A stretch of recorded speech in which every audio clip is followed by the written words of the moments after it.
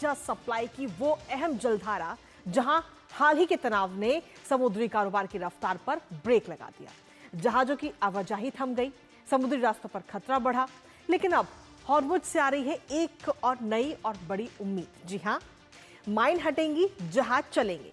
दरअसल ईरान और ओमान ने हॉर्मुज में सुरक्षित समुद्री आवाजाही बहाल करने की दिशा में एक बड़ा कदम बढ़ाया है। तेहरान में दोनों देशों के विदेश मंत्रियों की बैठक हुई, जहां संयुक्त अस्थायी नेविगेशन कॉरिडोर बनाने पर यह चर्चा हुई है। तैयारी यह भी है कि पहले बारूदी सुरंगें हटाई जाएंगी, जहाजों के लिए सुरक्षित रास्ता तैयार होगा और उसके बाद में स्थायी शिपिंग कॉरिडोर की दिशा में कदम बढ़े। जानेंगे अपडेट अपने सहयोगी से, उससे पहले आपको दिखाते हैं हॉर्मुज पर गेम चेंजर पहल। तो जी हां, हॉर्मुज में अभी ये नया रास्ता इस वक्त खंगालने की कोशिश इस समय की जा रही है। ईरान ओमान के विदेश मंत्रियों की तरफ से ये बैठक की गई है, जहां ईरान के विदेश मंत्री अब्बास अरागची इस बैठक में शामिल हुए और साथ ही ओमान के जो विदेश मंत्री हैं वो भी इस बैठक में मौजूद रहे। साथ ही जॉइंट टेम्पररी नेविगेशनल कॉरिडोर पर चर्चा हुई है। इस दौरान दोनों विदेश मंत्रियों के बीच में तेहरान में हॉर्मुज को लेकर यह खास बातचीत, स्थायी शिपिंग कॉरिडोर बनाने पर यह खास वार्ता हुई है कि एक और अलग से रास्ता बनाना जरूरी है। तकनीकी बातचीत जारी रखने का भी फैसला इसमें किया गया है इस बैठक में। इसके साथ ही आपको यह भी बता दें कि स्थायी शिपिंग कॉरिडोर बनाने पर यह पूरी वार्ता हुई है। तो काफी अच्छे और उम्मीद के तौर पर इस वार्ता को देखा जा रहा है। हॉर्मुज पर यह गेम चेंजर पहल ओमान और ईरान के बीच की। इसके साथ ही ईरान ओमान का जो संयुक्त बयान सामने आया वो भी आपको बता देते हैं। ईरान और ओमान का संयुक्त बयान सामने आया, जिसमें कहा गया कि सुरक्षित आवाजाही पर दोनों का इस समय फोकस है, ईरान और ओमान का। ये बात कही गई संयुक्त बयान में। और इसके साथ ही संयुक्त बयान में यह भी कहा गया कि अस्थायी कॉरिडोर शुरू किया जाएगा। सी माइंस हटाने पर भी दोनों देशों की तरफ से अब सहमति बन चुकी है, यानी कि ईरान और ओमान ने सी माइंस को हटाने पर अपनी अपनी सहमति जता दी है। सुरक्षित रास्ता बनाने पर भी खासतौर पर फोकस ईरान और ओमान का है।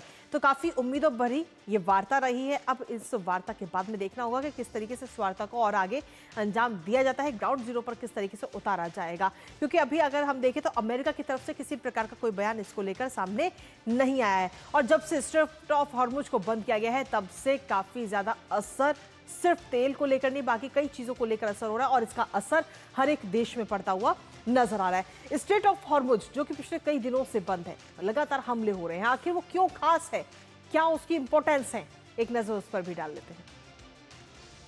दरअसल स्ट्रेट ऑफ हॉर्मुज की अगर हम बात करें तो यहां पर तेल एलएनजी आपूर्ति का ये अहम रास्ता है और यहीं से सारा तेल और एलएनजी गुजरता है। यूएस ईरान युद्ध के बाद से जो संकट है वो और ज्यादा बढ़ता हुआ इस दौरान यहां से नजर आया है। आवाजाही बंद कर दी गई जहाजों की और बीते मंगलवार को तेल टैंकर पर भी हमला हुआ। ओमान तट के पास में जो तेल टैंकर मौजूद था उसको सीधे तौर पर निशाना बनाया गया है। तो अस्थायी कॉरिडोर शुरू होगा, लेकिन इसके साथ ही ये गेम चेंजर पहल अब इस समय ली गई है और देखना होगा कि इसे ग्राउंड जीरो पर किस तरीके से अब उतारा जाएगा और अमेरिका की तरफ से इस पर क्या प्रतिक्रिया सामने आती है। क्योंकि फिलहाल अगर हम देखें तो ईरान और ओमान की तरफ से ये बैठक हुई, जिस बैठक में इस पर सहमति दोनों की तरफ से जताई गई है कि एक जॉइंट टेम्पररी नेविगेशनल कॉरिडोर बनना चाहिए। स्थायी शिपिंग कॉरिडोर बनाने पर यह वार्ता हुई है।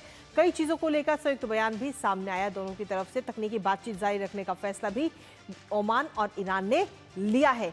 लेकिन आखिर क्या वाकई ये रास्ता सुरक्षित रहेगा, ये सवाल इस समय कहीं ना कहीं उठता हुआ इस समय नजर आ रहा है। तो हॉर्मुज पर गेम चेंजर पहल ये नजर आई है। और हमारे साथ हमारे सहयोगी सीएस जोशी इस वक्त जुड़ गए हैं, सीधा उनका रुख करेंगे ताजा अपडेट के लिए। सीएस जोशी, कितना कारगर साबित हो सकता है ये गेम चेंजर पहल? कोई बड़ा फर्क पड़ने वाला नहीं है, क्योंकि ईरान पहले ही साफ कर चुका है कि ओमान के साथ जो बातचीत है हॉर्मुज को लेकर के वो एक अलग चीज है और अमेरिका के साथ जो तनाव चल रहा है वो एक अलग मामला है। तो ईरानी अधिकारी ये साफ कर चुके हैं कि हालांकि ओमान के साथ जो ये बातचीत हुई है और बातचीत में जो निकाला गया है एक मैकेनिज्म, ये तभी काम करेगा जब अमेरिका जो है जो मेमोरेंडम ऑफ अंडरस्टैंडिंग हुआ था ईरान के साथ उसको इम्प्लीमेंट करेगा, उसके बाद ही हॉर्मुज को खोला जाएगा। तो कुल मिलाकर ये कहा जा सकता है कि ईरान और ओमान के बीच में ये बातचीत हुई है, अच्छी बात है, लेकिन हॉर्मुज पर अभी इसका कोई फर्क नहीं पड़ने वाला है। हॉर्मुज उसी तरह से बंद है। जो शिप ट्रैकिंग डाटा हमारे पास है उसको अगर देखा जाए तो सोमवार को सिर्फ एक जहाज हॉर्मुज से निकला था जिसका ट्रांसपोंडर ऑन था, और कल की हम बात करें तो कल 5 जहाज वहां से निकले हैं जिनके ट्रांसपोंडर ऑन थे। और जिनके ट्रांसपोंडर ऑन नहीं रहे होंगे, ऐसे 1-2 जहाज और वहां से निकले होंगे। तो कुल मिला के कहा जा सकता है कि हॉर्मुज अभी भी बंद पड़ी हुई है और ईरान और ओमान के बीच में जो ये बातचीत हुई है, इसका कोई फर्क हॉर्मुज पर अभी पड़ने वाला है नहीं। इसको लेकर अमेरिका की तरफ से क्या किसी प्रकार की कोई प्रतिक्रिया सामने आई है? अमेरिका किस हिसाब से ले रहा है इसे? बिल्कुल, देखिए प्रेसिडेंट ट्रंप की ओर से एक उनके सोशल मीडिया पर उन्होंने एक कमेंट किया था। उन्होंने ये बताया था कि हॉर्मुज अब पूरी तरह से खुल चुकी है। हॉर्मुज में जितनी भी माइन लगी हुई हैं, वो माइन हटा दी गई हैं और उन्होंने ईरान को ये चेतावनी भी दी कि अभी अगर वहां पर फिर माइन लगाने की कोशिश की तो ईरान के जहाजों को वहां पर उड़ा दिया जाएगा।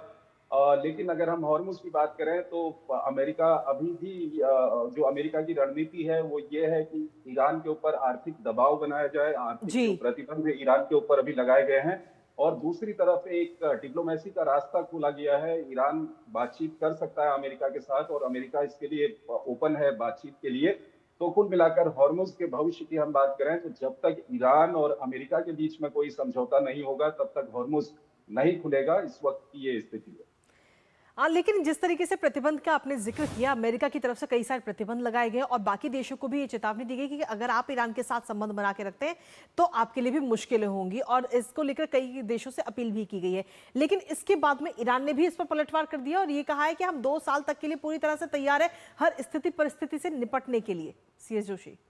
बिल्कुल, देखिए ईरान का क्या है कि ईरान को इन प्रतिबंधों से कोई बहुत ज़्यादा फ़र्क नहीं पड़ने वाला क्योंकि ईरान पर लंबे समय से प्रतिबंध लगे हुए हैं और जितने प्रतिबंध अमेरिका ईरान पर चाहता है, उतने प्रतिबंध लगा चुका है। और अभी के इन आर्थिक प्रतिबंधों की बात करें तो अमेरिका को इन प्रतिबंधों को लागू करने के लिए कहीं न कहीं चीन जैसे देशों की ज़रूरत होगी, जो काफ़ी मुश्किल है। अमेरिका चीन के साथ ज़्यादा संबंध बिगाड़ना भी नहीं चाहेगा क्योंकि चीन का जो व्यापार है, बहुत ज़्यादा ईरान के साथ होता है।